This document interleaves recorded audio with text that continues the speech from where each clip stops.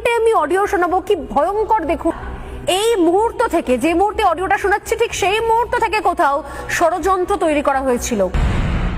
RG Kar hospital থেকে বলছিলাম। কি হয়েছে? ও একটু শরীরটা খারাপ হয়েছে, আপনারা কি একটু আসতে পারবেন ইমিডিয়েট? কেন, কি হয়েছে কি? ওর শরীরটা খারাপ, আমরা ভর্তি করাচ্ছি ওকে, আপনি কি ইমিডিয়েট একটু আসতে পারবেন? আপনি কে বলছেন বলুন তো? আমি অ্যাসিস্ট্যান্ট সুপার বলছি, আমি ডাক্তার বলছি না। ডাক্তার নেই হবে কেউ?